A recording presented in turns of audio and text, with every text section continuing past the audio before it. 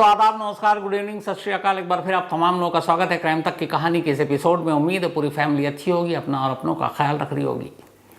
शायद ही आप में से कोई हो जिसने अली बाबा 40 चोर की कहानी ना सुनी हो। अली बाबा 40 चोर कहते हैं कि इस कहानी की ज़मीन मिडिल ईस्ट अरबियन कहानी है।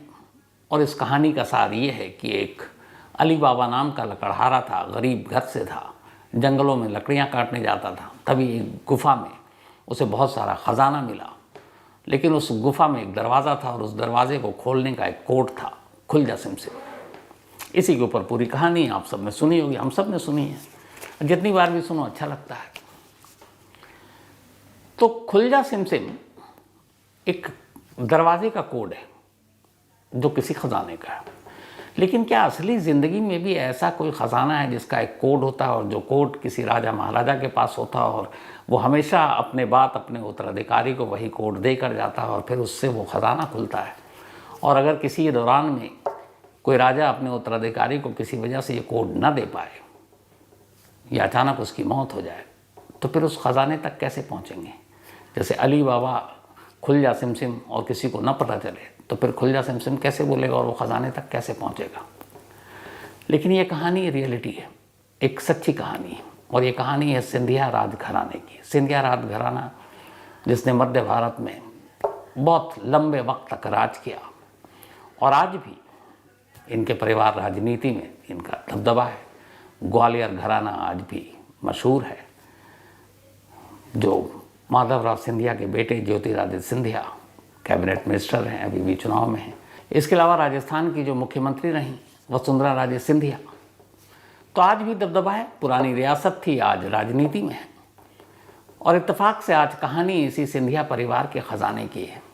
और इसमें जो ज्योतिरादित्य सिंधिया हैं, इनके पिता माधवराव सिंधिया 30 सितंबर 2001 को एक प्लेन क्रैश में जो उत्तर प्रदेश के मैनपुरी में हुई थी, और मैं उसका गवाह था, क्योंकि जब ये हादसा हुआ जिसमें कुछ जर्नलिस्ट थे, मैंने पूरी कहानी आपको सुनाई है, तो मैं कानपुर में था और सबसे नज़दीक था, तो मैं फिर मैनपुरी गया और पूरी रात माधवराव सिंधिया और बाकी जितने लोग थे, जिसमें हमारे कैमरामैन भी थे, उनकी लाशों के साथ बैठा रहा था, इंतज़ार कर रहा था। फिर सुबह निकला तो माधवराव सिंधिया जी की इस मौत की रिपोर्टिंग कवरेज की, और मैं उस वक्त वहाँ पे पहुँचा था, इकलौता जर्नलिस्ट था।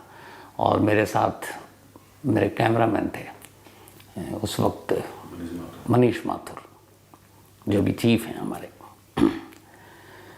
कि कहानी उसी सिंधिया परिवार की है।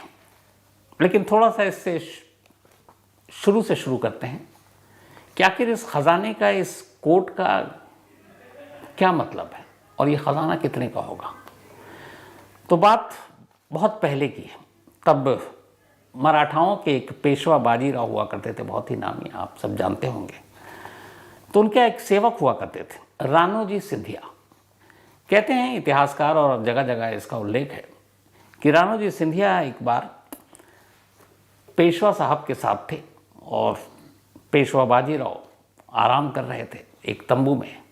अचानक उन्होंने, उनकी नींद खुली और देखा कि तंबू के बाहर जो रानो सिंधिया जी हैं वो उनकी चप्पल के ऊपर सर रखकर सो रहे हैं। ये देखकर पेशवा महाराज को बड़ा वो लगा कि यार देखो कितना सच्चा सेवक है हमारा, बहुत खुश हुए। और फिर उन्होंने उनको अपना बॉडीगार्ड बना लिया। इसके बाद अब धीरे धीरे वो पेशवा बाजीराव का भरोसा जीतते रहे और बहुत जल्दी एक ताकतवर जनरल बन गए वो मराठा साम्राज्य के। फिर जब जनरल बने तो 1731 की बात है, उन्होंने उज्जैन को अपनी राजधानी बना ली रानोजी सिंधिया ने। वक्त के साथ अब सिंधिया का जो राज था वो बहुत मजबूत होता गया। लेकिन फिर 1731 तक, जब तक उज्जैन राजधानी थी सिंधिया राजघराने की, 1810 आते आते जब दौलत राव सिंधिया सिंधिया घराने के मेन करता धरता राजा बने, तो उन्होंने अपनी राजधानी उज्जैन से ग्वालियर शिफ्ट कर दी। अब ग्वालियर का किला सिंधिया राजघराने का एक ताकत का केंद्र बन गया और यहीं से ये कहानी शुरू होती है। अब मामला सिंधिया राजघराने का हेडक्वार्टर जो है, राजधानी जो है, वो ग्वालियर है। उस वक्त खूब जंग हुई, जंग में खूब पैसे भी आए। जंग में पैसे बर्बाद भी होते हैं, जंग में पैसे आते भी हैं। तो बहुत सारे खजाने, बहुत सारे पैसे जुड़ते गए और तब कहते हैं कि उन सारे पैसों को, उन खजानों को इसी ग्वालियर के किले में अलग अलग गुप्त तहखानों में रखा जाता था ताकि किसी की नज़र ना पड़े, कोई दुश्मन लूट ना ले। और इन तहखानों में इतने खजाने रखे गए कि चोरी ना हो जाए या हमले में कुछ, बहुत सारी चीज़ें थी। तो फिर यह हुआ कि इस तहखाने के दरवाजे को खोलने के लिए एक कोडवर्ड होता था जिसका नाम था बीजक। और ये जो सारे पैसे होते थे जो जंग के ज़रिए और बाकी ज़रिए से जो आमदनी होती थी, कमाई होती थी, इसको गंगा जली कहते थे। तो ये बीजक कोड था एक जिसको कहा जाता था, और वो हमेशा जो सिंधिया घराने के राजा थे वो अपने बाद अपने राज्य जो उत्तराधिकारी उसको देते, और उनके जो कुछ ख़ास करीबी लोग होते, ये कोड सिर्फ उन्हें पता होता उस ख़जाने तक पहुंचने का, उन ख़जाने के दरवाज़ों को खोलने का। और वो सारे ख़जाने जो हैं वो सिंधिया जो के पूरा राजघराने का हेडक्वार्टर ग्वालियर के किले में ही अलग अलग जगहों पर रखा गया था। सब कुछ ठीक चल रहा था, लेकिन तभी फिर इसके बाद 1843 में सिंधिया राजघराने में अब जो नए राजा आए, जयाजी राव सिंधिया। तो जयाजी राव सिंधिया जब आए तो उस वक्त ख़जाने का कोड विरासत के हिसाब से उन्हें मिला जो ग्वालियर के किले में अलग अलग जगहों पर रखा गया था। और कहते हैं उस वक्त भी वो पता नहीं कितने करोड़ों का वो ख़जाना था जिसको अलग अलग खुफिया तहखानों में रखा गया था। लेकिन बिना कोड के उस ख़जाने तक पहुंचना किसी के लिए भी मुमकिन नहीं था। 1843 में जयाजी राव सिंधिया काबिज़ हुए, कोड उनके पास था। लेकिन फिर इसी दौरान में करीब 14 साल बाद ही 1857 की क्रांति आ गई, याद कीजिए मुझे। तो 1857 की जब क्रांति आई तो रानी लक्ष्मीबाई उन्होंने ग्वालियर पर कब्जा कर लिया।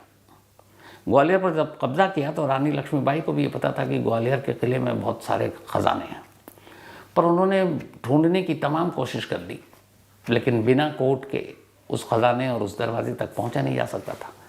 तो रानी लक्ष्मीबाई भी नाकाम रही, उस खजाने तक पहुंच ही नहीं पाई। जब उसके बाद ये 1857 की क्रांति ख़त्म हुई तो फिर अंग्रेज़ और अंग्रेज़ों का हमारे देश पर कब्ज़ा, हुकूमत। अब अंग्रेज़ों को भी पता था कि ग्वालियर के किले में बेशकीमती ख़जाने हैं।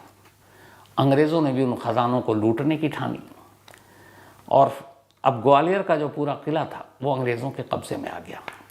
1857 से 1857 की क्रांति में ही अंग्रेज़ अब ग्वालियर के किले पर काबिज़ हो गए। 1857 से लेकर 1886 तक अंग्रेज़ इस किले को अपने कब्ज़े में उन्होंने लिया हुआ था। उधर जयाजी राव सिंधिया जो उस वक्त के राजा थे वो बड़े बेचैन, परेशान, क्योंकि ये पूरा किला अंग्रेज़ों के कब्ज़े में, वहाँ अंग्रेज़ अपने सैनिक और तमाम जमावड़ा रखे हुए हैं। और जयाजी राव सिंधिया को ये डर कि कहीं अंग्रेज़ और उनके सैनिक इस किले को चारों तरफ से खोद खाद के ख़जाने तक ना पहुँच जाए, उन्हें इस बात का डर। तो वो बड़े बेचैन होते कि किसी तरह अंग्रेज़ यहाँ से जाएं और उस किले में वो वापस जाए और अपने ख़जाने को चेक करें है भी कि नहीं, क्योंकि अंग्रेज़ लगातार 57 से 86 तक, मतलब इतने लंबे वक्त तक उस किले पे कब्ज़ा करके रखे हुए थे। लेकिन फिर 1886 में हालात ऐसे बने कि अंग्रेज़ों ने सिंधिया परिवार को यह किला वापस कर दिया। जयाजी राव सिंधिया 1857 के बाद 1886 में पहली बार अब अपने किले में वापस आते हैं। और इस दौरान में चूँकि बाहर थे, अंग्रेज़ों ने कब्ज़ा कर रखा था, तो उन्हें माली परेशानी भी हो रही थी। अब जब वो वापस आते हैं तो उन्हें सबसे पहले ये चिंता थी कि जो ख़जाना है वो सुरक्षित और सेफ़ है कि नहीं है। तो उस दरवाजे को खोला तो नहीं गया जिन दरवाज़ों के पीछे गुप्त तहखाना है और उन तहखानों में ख़जाना है, तो उन्हें इन चीज़ों के बारे में पता करना था। तो कहते हैं कि 1886 में जब किला वापस मिला तो जयाजी राव सिंधिया ने बनारस से कुछ मिस्त्री बुलाए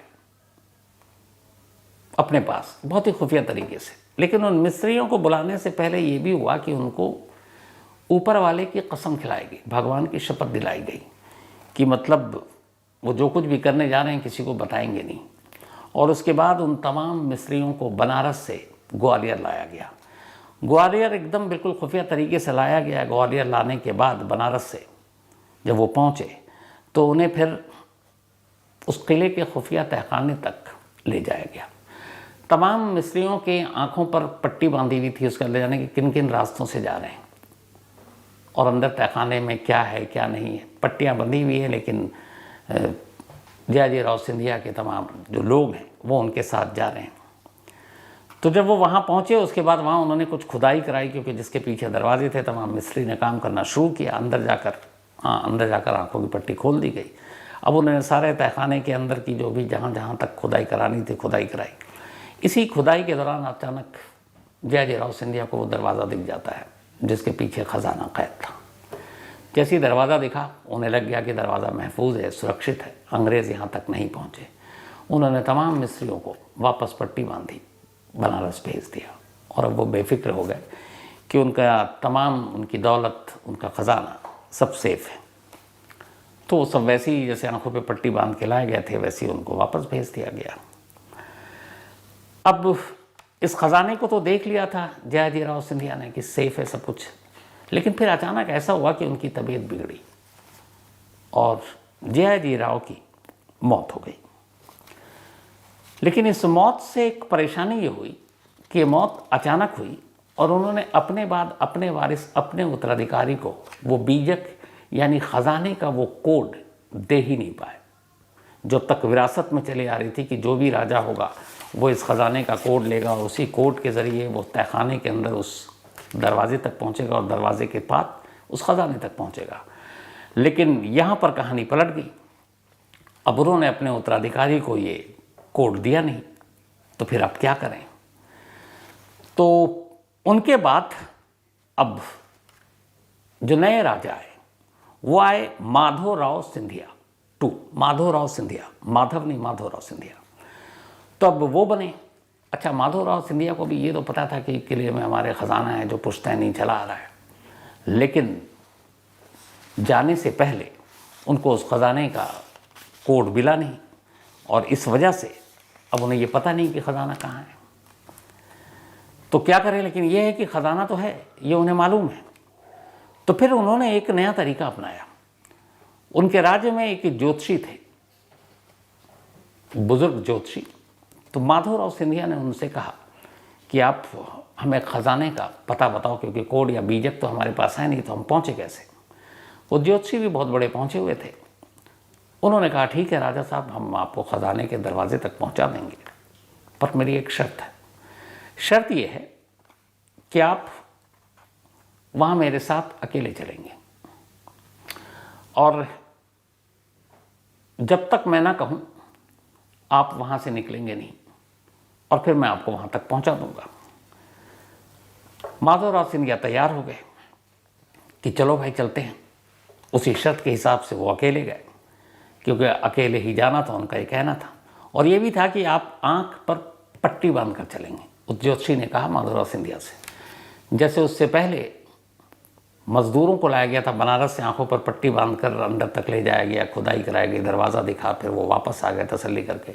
यहाँ ज्योतिषी कह रहे हैं माधवराव सिंधिया महाराज से कि आपको चलना है आंखों पर पट्टी बांधकर, और वो भी अकेले, और आपके पास कोई हथियार नहीं होगा, बस एक छड़ी होगी ताकि आप अंधेरे में टटोलते हुए उससे चल सके, क्योंकि ऊबड़ खाबड़ सीढ़ियाँ तमाम चीज़ें थी अंदर तहखाने में। तो ख़जाने के लिए वो ज्योतिषी की बात मानकर चल पड़े। चलते चलते कुछ दूर गए तो अचानक उन्हें कुछ बहुत तेज़ आवाज़ सुनाई दी। माधवराव सिंधिया घबरा गए। उन्हें लगा कि शायद उन्हें ये मारने की साजिश है, क्या पता इस साजिश में ज्योतिषी भी शामिल हो। तो उन्होंने जैसी ही आवाज़ आई तो आंखों पे चूँकि पट्टी थी, उन्होंने अपनी चारों तरफ वो तेज़ी से वो जो हाथ में डंडा था उन्होंने बहुत ज़ोर से घुमाना शुरू कर दिया। वो डंडा अचानक किसी चीज़ पर जाकर लगी। इसके बाद वो फ़ौरन बाहर आते हैं, आवाज़ देते हैं। बाहर उनके सिपाही थे, सब लौटते हैं तो देखते हैं कि जो डंडा था वो उसी ज्योतिषी के सर पर जा लगा और ज्योतिषी साहब की मौत हो गई उस डंडे की वजह से। अब जब ज्योतिषी की मौत हो गई, वो गए, उन्होंने देखा अब नीचे अंधेरा, बट उन्हें यह था कि अंधेरे में जाना है, मिलेगा। अब वो परेशान कि जोशी भी मर चुका, अब क्या करें। तो वो बहुत देर तक सोचते रहे। उसके बाद उन्होंने कहा जोशी इसी रास्ते से ले गया है तो चलते हैं, देखते हैं कि शायद खजाना अपने आप मिल जाए। अब वो फिर से चलते हैं, अंदर अंधेरा है, डंडा है, और इधर जोशी की मौत हो चुकी है। परेशान हाल अचानक गुस्से में या खीज में उनका एक हाथ एक खंबे से टकराता है। जैसे एक खंबे से टकराता है, खंबा अपने आप झुकने लगता है, और जब खंबा झुकता है तो उन्हें एक दरवाज़ा नज़र आता है। सामने उनके खजाना था, और ये सिर्फ एक इत्तेफाक था। अब जैसे ही वो खजाना खुला, उन्हें दिखा, फिर क्या था। कहते हैं उस वक्त तमाम इतिहासकार, अंग्रेज़ जो साबी आए, ये सब दस्तावेज़ी है, ये मतलब उस तरह की कहानी नहीं, दस्तावेज़ी है कि जब ये ख़जाना मिला, फिर उन्होंने अपने तमाम अफसर, जो भी सैनिक, बाकी लोग, उनको बुलाया उस जगह पर, उस तहखाने में, और कहा कि देखो ख़जाने में क्या क्या है। तो कहते हैं कि उस दिन जब ये ख़जाना मिला और उसकी जो गिनती हुई, उसमें करीब 40 लाख की अलग अलग मुद्राएं थीं, जिनकी कीमत उस वक्त 5 करोड़ 64 लाख रुपए थी। उस वक्त 5 करोड़ 64 लाख। इसके अलावा 14,720 हीरे छोटे बड़े, 37,667 37,667 मोती, 11,000 माणिक और कई हजार जेवरात सोने के, हीरे के। और उस वक्त इसको कहा गया था कि तभी यह कीमत शायद करोड़ों में थी।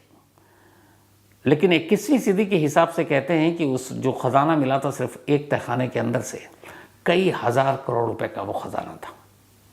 अब वो सारा ख़जाना उन्होंने निकलवाया, और उसके बाद ये ख़जाना जब मिला तो उसके बाद एक दो जगह पे और था, वहाँ पे एक उसी किले में एक मोती महल है, उसके नीचे भी ख़जाना दबा था, वो भी मिला। इसके अलावा कई और खुफिया जगह थी, वहाँ से भी ख़जाना मिला। अब इतने सारे ख़जाने आ गए माधवराव सिंधिया के पास, और माधवराव सिंधिया वही है जो वसुंधरा राजे सिंधिया के दादा हैं। तो अब ख़जाना मिला, तो फिर ख़जाने का क्या हुआ। तो कहते हैं कि माधवराव सिंधिया को जब ये ख़जाना मिला, तो ये पुराने दौर से चला रहा था उनकी विरासत से कि एक कोड होगा, उससे दरवाज़ा खुलेगा, उस ख़जाने तक पहुँचेंगे, और वो पता नहीं ख़जाना कहाँ कहाँ दफन है, कहाँ कहाँ छुपा कर रखा गया है। कहीं बाग के नीचे दफना के रखा गया है, कहीं तहखाने खुफिया बनाए गए हैं, कहीं से पता नहीं चलता है। तो बिना कोड के, और आखिरी कोड दिया नहीं, माधवराव सिंधिया को मिला नहीं, तो फिर कैसे पहुँचे। तो कहते हैं कि वो इतने परेशान हो गए माधवराव सिंधिया कि उन्होंने कहा कि अब छोड़ो, ये कोड वोड ये सब भूल जाओ, ये खुल जा सिमसिम टाइप। उन्होंने कहा सारे ख़जाना निकालो और इन सब का कैश करवा दो। अब उन्होंने उन सारे ख़जाने को कन्वर्ट करके कैश में बदल दिया। जितने हीरे जवाहरात ये सारी चीज़ें थी सब बेच बाच कर सबके कैश ले लिए। अब इतने सारे कैश का क्या करेंगे। तो उन्होंने इस कैश को अलग अलग जगह इन्वेस्ट कर दिया, क्योंकि अब दौर 19वीं सदी में आ चुके थे। और कहते हैं कि इनमें से सबसे ज़्यादा रकम जो उन्होंने लगाई थी माधवराव सिंधिया ने, वो लगाई थी टाटा स्टील में। यही जो अपने टाटा है, तो जो टिस्को है जिसको हम टाटा स्टील कहते हैं, सबसे ज़्यादा पैसे उन्होंने टिस्को में लगाया। उसके बाद 1942 की बात है ये, जब उन्होंने ये सारे जो कैश सारे करवा दिए, सारे ख़जाने बेचकर कैश लिए, और उसमें से इस वक्त उनके जो सलाहकार थे उन्होंने कहा कि आप ये लगा दें। उस वक्त टाटा थोड़ी फाइनेंशियल मजबूरी में, क्राइसिस में भी था, लेकिन ये था कि टाटा स्टील है, देश को उस वक्त ज़रूरत थी, नई नई इंडस्ट्री लगी थी और स्टील हर एक की ज़रूरत है। तो फिर ये पैसे लगा दिए। 1960 तक ये जो सिंधिया राजघराना है, ये टाटा स्टील का सबसे बड़ा शेयर होल्डर था। मतलब सबसे ज़्यादा पैसे टाटा स्टील में इन्हीं के लगे हुए थे, और ये उन्हीं ख़जानों से जो पैसे मिले थे, जो बेचकर, उन्हीं से लगे थे। और ये टाटा स्टील से खूब मुनाफा भी चल रहा था। लेकिन फिर धीरे धीरे वक्त बदला, देश आज़ाद हो गया, राजे रजवाड़े के दौर ख़त्म हो गए। अब एक के बाद एक वारिस पैदा हो गए। पहले ये होता कि एक जो उत्तराधिकारी वही राजा, लेकिन अब धीरे धीरे ख़ानदान में ही बहुत सारे दावेदार पैदा हो गए कि ये किला हमारा, ये फलाना, ये धमकाना, ये ख़जाना हमारा। तो उसको लेके इतने सारे बहुत सारे कोर्ट में पहुंच गए। तो इन सारे चक्करों की वजह से फिर वो टाटा जो टिस्को में लगा था वो भी इधर उधर बढ़ गया, बाकी चीज़ें भी इधर उधर हो गई और अब भी बहुत सारे मामले इन लोगों के कोर्ट में हैं। लेकिन एक चीज़ है, वो कहते हैं कि आज भी ग्वालियर के उस किले के नीचे बेपनाह खजाना है और जब तक इसे ढूंढने की कोशिश भी की गई, हर दौर में ढूंढने की कोशिश की गई। बाद में कई अंग्रेज़ अफसरों ने अपनी मदद दी कि आप मुझे मौका दो, मैं इसको ढूंढने की कोशिश करता हूँ, लेकिन ख़जाना मिला नहीं। अब बात में आकर वहीं सवाल उठ जाता है, क्या वो कोड, वो बीजक, उसका न होना आज भी उन ख़जानों को बचाए हुआ है? क्योंकि अगर विरासत के हिसाब से हर राजा अपने अगले राजे को ये कोड देता आया, जैसा कि तब तक देता है जो कि माधवराज सिंधिया तक नहीं मिला, बस उससे पहले सबको मिला, उनको नहीं मिला। और उसके बाद से ही इस ख़जाने को लेकर आज भी बहुत सारी बातें होती हैं। लेकिन ये फैक्ट है कि आज भी कहते हैं कि ग्वालियर के किले के नीचे करोड़ों अरबों के ख़जाने हैं, लेकिन सवाल ये कि वहाँ तक पहुँचा कैसे जाए, वहाँ जाया कैसे जाए, किस जगह पर है, तलाशा कैसे जाए। और अब तो इतने सारे उसमें आपस में ही फैमिली में डिस्प्यूट है, तो कौन, उसका राइट है कि कौन जाए खुदाई करे, कौन तलाशे, कौन किसको बुलाए। तो इन चक्करों में कम से कम वो ख़जाना अगर है तो अपनी जगह महफूज है। तो बात सिर्फ अली बाबा 40 चोर के खुलजा समसिम की नहीं थी, वाकई अपने देश में सिंधिया राजघराने में ख़जाने का भी कोड था। और वो कोड पता नहीं अगर किसी को कभी मिले आने वाले वक्त में, पता नहीं कैसे मिलेगा, और या फिर कभी किसी खुदाई किसी और वजह से हो सकता ख़जाना मिले, अगर अब भी महफूज है तो। ख़जाने की कहानियाँ वैसे बड़ी दिलचस्प होती हैं, सुनने सुनाने में भी अच्छा लगता है। ख़जाना ना हो हम लोगों के पास, लेकिन ख़जाने की बातें तो कर ही सकते हैं। तो कहानी में आज इतना ही। अब आपसे मुलाकात होगी कल रात 9 बजे किसी नई कहानी के साथ। तब तक अपना और अपनों का ख्याल रखिएगा। Thank you very much.